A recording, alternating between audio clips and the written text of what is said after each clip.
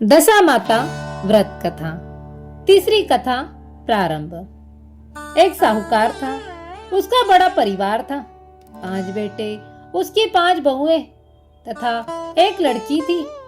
लड़की का विवाह हो चुका था, किंतु दुरागमन की विदा नहीं हुई थी। इस कारण लड़की माता पिता के ही घर में थी। एक दिन साहूकार ने दशा माता के गंडे लेने लगी। उसकी बहुओं ने भी गंडे लिए। उसी समय उन्होंने सास से पूछा कि क्या ननंद जी का भी गंडा लिया जाएगा। सास ने कहा कि अवश्य। तब वे बोली कि उनकी तो विदा होने वाली है, यदि व्रत के पहले ही विदा हो गई तब। सास ने कहा कि मैं पूजा का सब सामान साथ में दे दूंगी, वह अपने घर जाकर पूजा कर लेगी।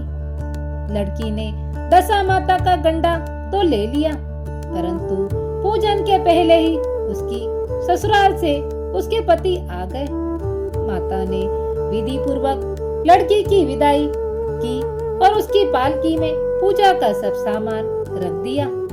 जब वह अपने घर पहुंची तब वहां घर के आंगन में गलीचा बिछ गया। उसी पर वह जाकर बैठ गई। पास पड़ोस की स्त्रियां नई बहू को देखते जुट गई। सब उसकी सुंदरता और गहने कपड़े की प्रशंसा करने लगी। किसी की नजर सब कुछ छोड़कर उसके गले के गंडे पर जा पड़ी। वह बोली कि वह बहू की माँ बड़ी टुटकाइन है। इतना जेवर होते हुए भी 2 ताग सूत के उसके गले में क्यों पहना दिए हैं, सो समझ में नहीं आता। जहाँ एक ने यह बात कही, वहाँ सभी की नजर गंडे पर पड़ी। सभी स्त्रियों ने गंडे के संबंध में कुछ न कुछ राय प्रकट की। संध्या को सास, ननद, देवरानी, जेठानी, घर की सभी स्त्रियां जुटकर बैठी तो उसी गंडे की चर्चा करने लगी। किसी ने कुछ कहा, किसी ने कुछ। सारांश यह है कि सभी ने सूत के गंडे की निंदा की। सुनते सुनते नई बहू का जी उब गया। तब उसने गंडे को तोड़कर जलती हुई बोरसी में डाल दिया। गंडे में आग लगते ही उनके घर में आग लग गई। धन धान्य सब जल गया। सब आदमी अपने अपने प्राण लेकर भागे। उस जले घर में स्त्री पुरुष दोनों रह गए। बाकी सब दिन 13 हो गए। घर का सब सामान जल चुका था। न खाने को अन्न था, न पहनने को वस्त्र। इस कारण दोनों जन भी गांव छोड़कर चल दिए। आगे स्त्री, पीछे उसका पति। दोनों चलते चलते उस गांव में जा पहुंचे जहां की वह लड़की थी। उसने पति से कहा कि जब तक कोई जीवित का नहीं है तब तक तुम भाड़ झुक कर पेट भरो। मैं भी किसी मजदूरी की चिंता करती हूँ। पति भाड़ झोंकने लगा और स्त्री एक कुएं की जगत पर जा बैठी। उस कुएं पर सारे गांव की स्त्रियां पानी भरने आती थी। उस लड़की की भावजे भी आई और उसे वहां बैठी देखकर बोली कि बहन, तुम तो किसी भले घर की मालूम होती हो, कैसे बेकार बैठी हो? कहो किसी के यहाँ रहोगी तो नहीं? लड़की बोली कि अवश्य रहूंगी, परंतु न तो नीच टहल करूंगी, न खराब खाना बनाऊंगी। बड़ी भाऊज बोली कि हमारे घर में तुम्हारे लिए नीच काम है ही नहीं। जब से हमारी ननंद ससुराल चली गई है तब से हमारे बच्चे हैरान होते हैं। तुम ही उन्हीं को खिलाती रहना और हमारे घर से सीधा लेकर अपना भोजन बनाकर खाया करना। उसके राजी होने पर स्त्रियां अपने घर गई और सास से बोली कि माताजी, कुएं की जगत पर एक अनाथ दुखिनी लड़की बैठी है। वह हमारे यहाँ रहने और तुम्हारे नाती खिलाने पर राजी है। तुम्हारी आज्ञा हो तो उसे रख लूं। सास ने कहा कि खुशी से रख लो, परंतु इतना कहे देती हूँ कि पीछे से कलह न करना। सब बहुओं ने कहा कि नहीं करूंगी। तब सास से आज्ञा ले ली। वे दूसरी बार पानी भरने गई और दुखिनी को अपने घर लिवा लाई। वह अपनी भाउजों के लड़के बच्चे खिलाती और बना खाना खिलाती। देवांत फिर से दशा माता के गंडे लेने का अवसर आया। सास ने कहा, बहुओं आओ सब बैठकर गंडे लें।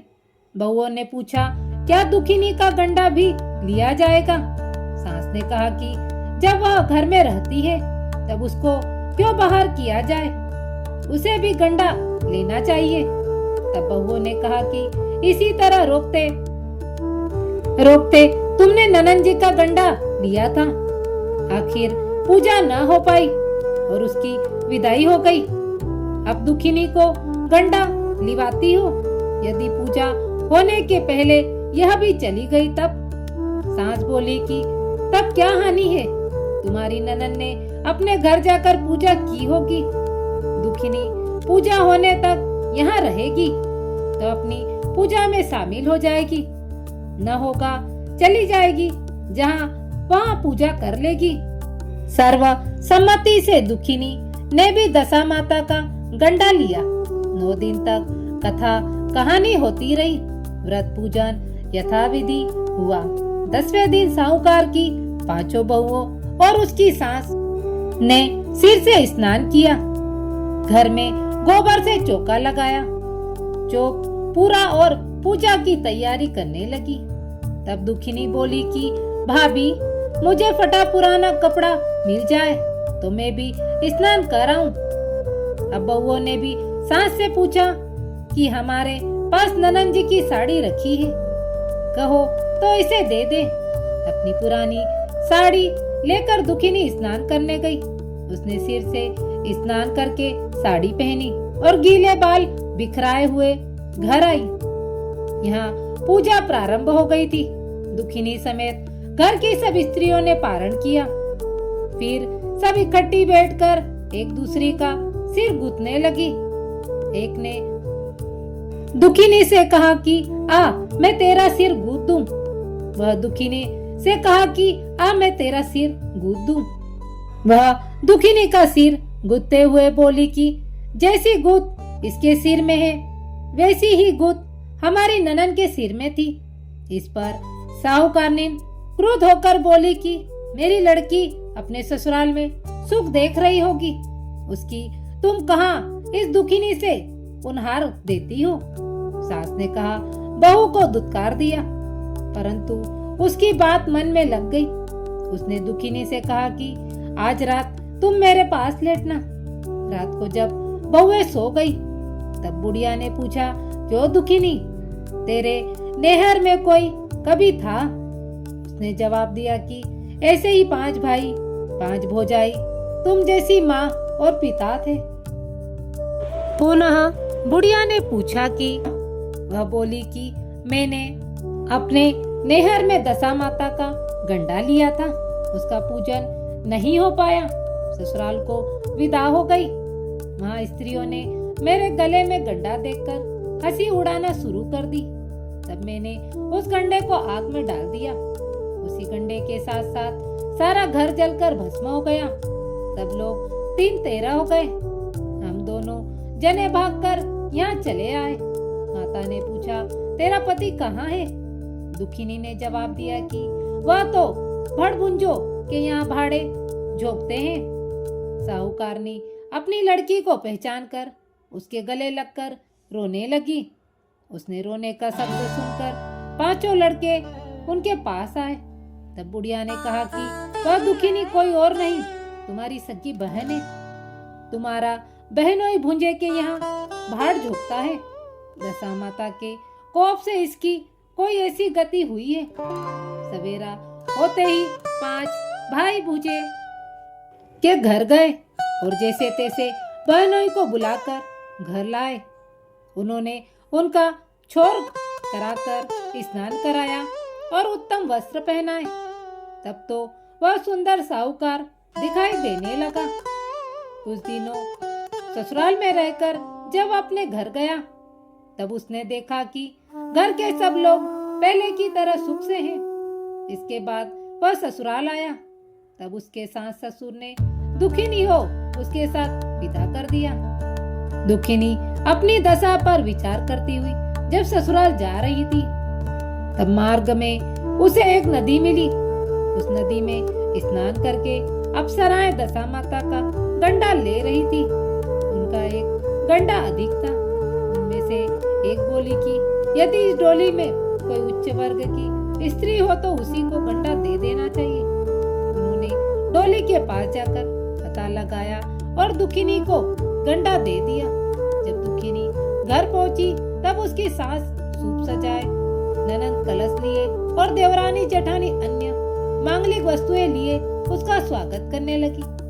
नेक दस्तूर हो चुकने के बाद दुखिनी ने आसन पर बैठते ही कहा कि तुम लोगों ने तब की बार दशा माता के गंडे की निंदा की थी, इससे सबका पिछो हुआ और घर धन धान्य स्वाहा हो गया। अब की कोई मेरे गंडे की चर्चा न करना। जब मेरा व्रत तब श्रद्धा पूर्वक करना। सबने खुशी से उसकी बात मान ली। 9 दिन कथा कहानी हुई। 10वें दिन विधि से गंडे की पूजा हुई। 7 सुहागिनें न्योती गई। महावर आदि से उनका श्रृंगार कराकर आंचल भरे गए। इस प्रकार खुशी से दशा माता का पूजन हुआ। दशा माता ने जैसे दुखिनी की दशा फेरी, वैसे ही वह सब पर कृपा करे।